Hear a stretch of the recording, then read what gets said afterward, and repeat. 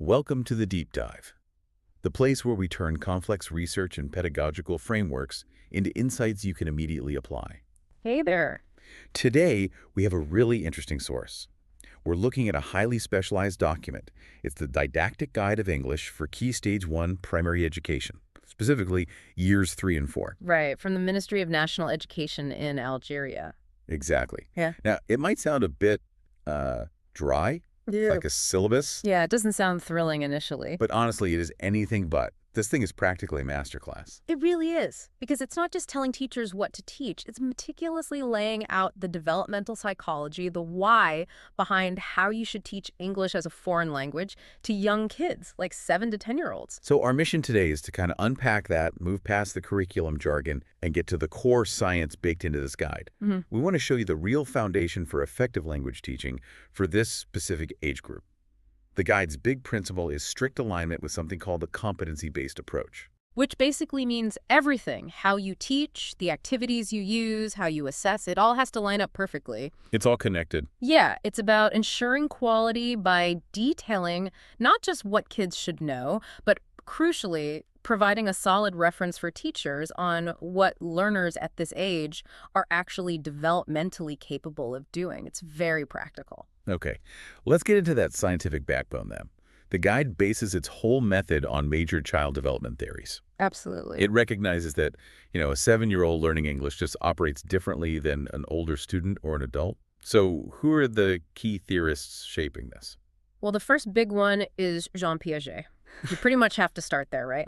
Father of developmental psychology. Right. For this key stage 1 group, the guide puts them right in the concrete operational stage. That's typically ages 7 to 11. Concrete operational. Okay, that name itself tells you a lot. It really does. It signals what kind of information is going to stick and what's just going to bounce off. So what's the core idea there? The main takeaway is that while their thinking gets more logical, more organized, they can start using inductive logic.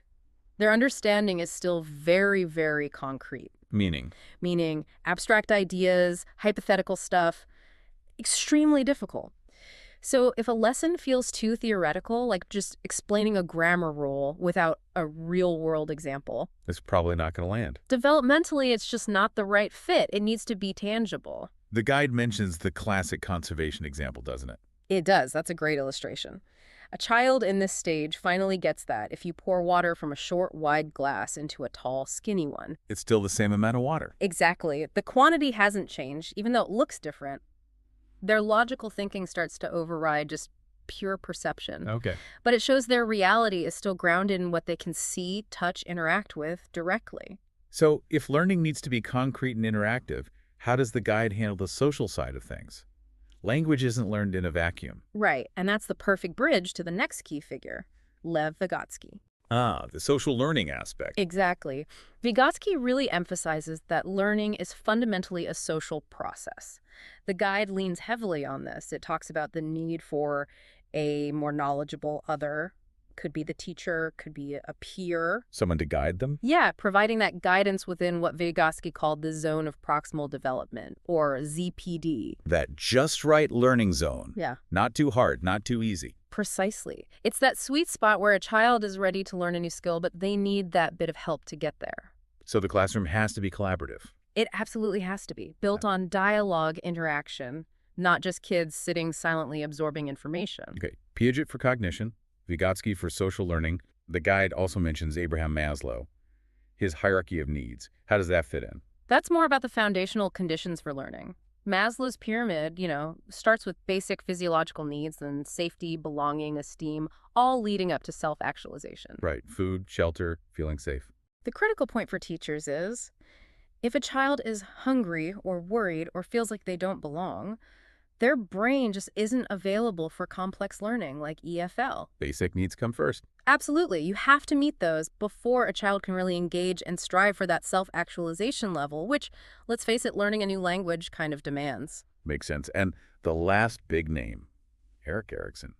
He brings in the emotional dimension, right? He does. The guide references his stage 4, industry versus inferiority, which covers ages 5 to 12, so right in the zone. Industry versus inferiority. What's the dynamic there? This is when kids really start comparing themselves to their peers, looking at what others can do, what they can do. Ah, okay. The comparison trap starts early. It does. And Erickson said if they have successes, if they accomplish things, they develop a sense of industry, a feeling of competence, like, I'm good at this. And the flip side.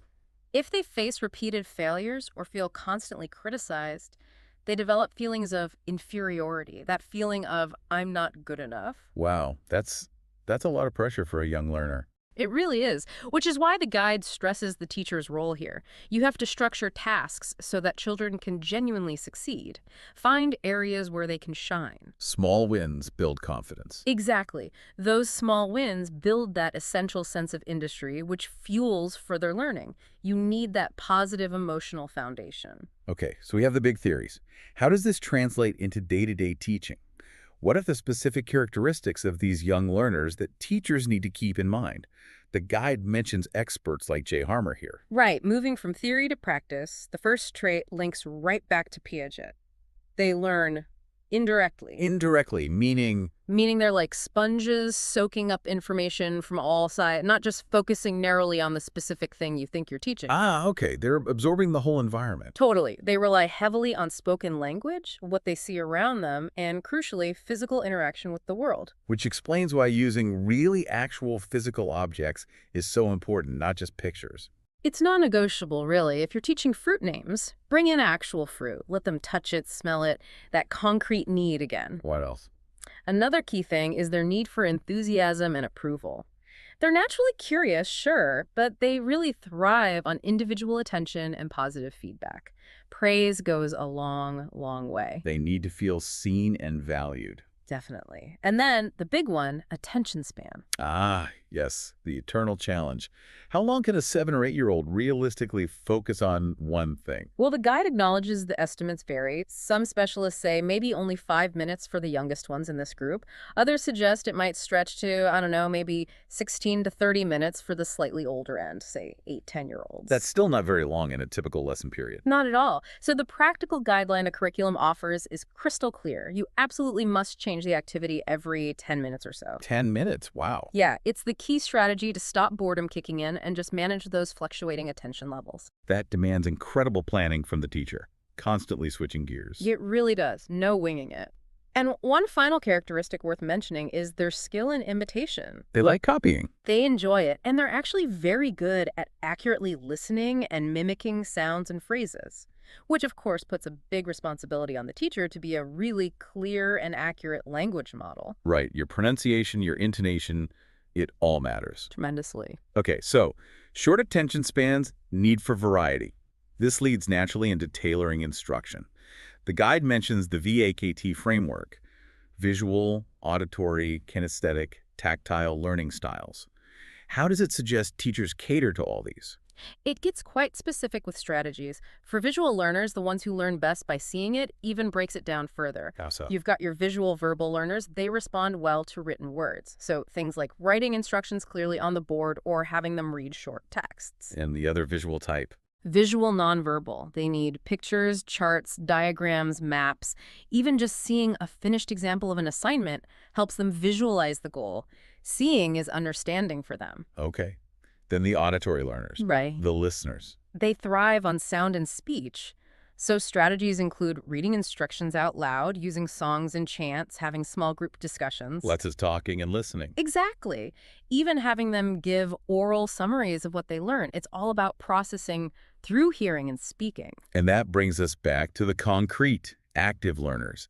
The kinesthetic doing and moving and tactile touching and manipulating. Yes. This is where you get hands-on. Think role plays, simulations, building models using manipulative... blocks or cards. Yeah, anything they can physically handle. And importantly, organizing activities where they actually need to move around the classroom. Like find someone who... games, get them up and active. It sounds like the best activities probably blend these styles, don't they? That's definitely the goal, and often happens naturally. Take flashcards, for instance. They're visual, right? But the act of holding them is tactile. Good point. And if the student repeats the word on the card out loud while looking at it and holding it, now you've got visual, tactile, and auditory all working together. Multisensory learning maximizes engagement. That's the idea. Hit as many pathways as possible. Okay, let's zoom out a bit and look at the actual structure of the curriculum. How is it all organized? It starts with something called the global competence. Yeah, that's the big picture, the ultimate goal for the end of the stage. For year 3, the global competence is defined pretty clearly. Learners should be able to interact orally, understand simple spoken messages, decode written symbols, read simple messages, and write letters, words, and basic sentences. So that's the target for the end of year 3. Exactly. Sets the overall direction. And layered underneath that are the cross-curricular competences. These sound broader than just English skills. They are. There are 4 of them, and they're designed to work together across all subjects, promoting holistic development. What are they? You've got intellectual competence, things like critical thinking, using information effectively, then methodological, basically problem-solving skills, how to approach a task. Okay. Third is communicative, which covers both verbal and nonverbal interaction. And finally, personal and social competence stuff like working with others, valuing their contributions, building self-confidence. So life skills embedded within the language lesson. Pretty much. They're woven in. And the actual language content, how is that broken down? That falls into 4 main domains: oral comprehension, listening; oral production, speaking; written comprehension, reading; and written production, writing. The 4 core skills. Right. And these domains then shape the weekly learning modules, which the guide calls sections. For Key Stage 1, each section typically involves 4 key sessions representing a learning progression. Let's walk through those 4 sessions for year 3. Session 1 seems very focused on listening. It is. Session 1 is broken into 2 parts. I sing and have fun, and I listen and repeat. This is all about laying the auditory foundation. The main skill here is phonemic awareness. Okay, can we pause there? Phonemic awareness versus phonics, people often mix those up. What's the key difference according to this guide? It's a crucial distinction. Phonemic awareness is purely auditory. It's ear work.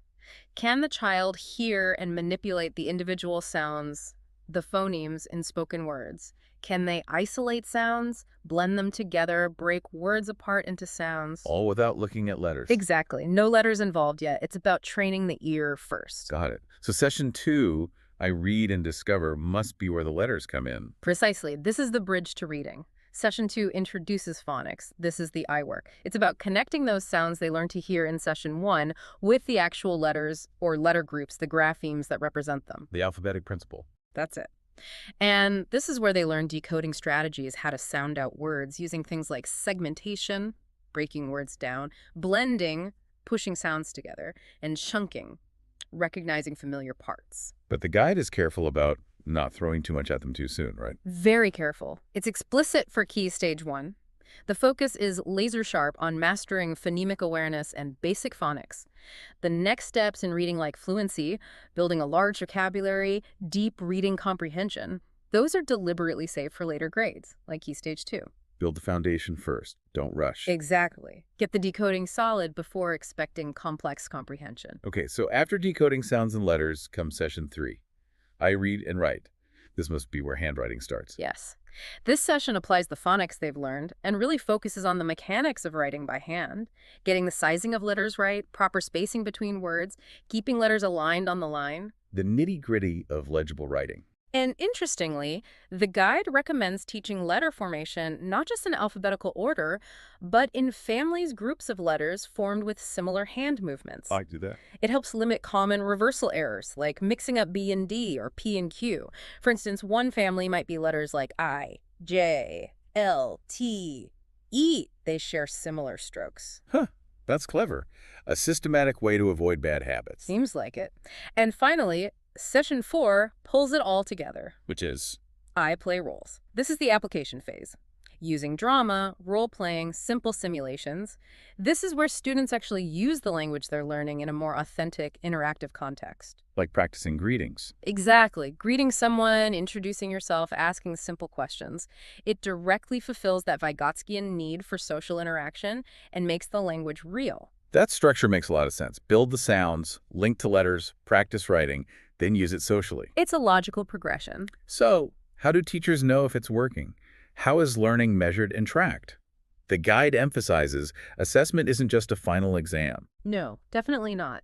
It's presented as an ongoing process. There are 3 main types discussed. First is diagnostic assessment. That happens before teaching starts. Right. To figure out what kids already know, what skills they have, and maybe identify any misconceptions up front. Okay, baseline data. Then, throughout the learning process, you have formative assessment. This is described as low stakes. Low stakes meaning not heavily graded. More for feedback. Exactly. The goal is to provide immediate feedback to both the student and the teacher so adjustments can be made during learning. It's about guiding the process, not just judging the end result. And the guide suggests some really creative, non-threatening ways to do this, linking back to that Erickson idea of avoiding inferiority. Yeah.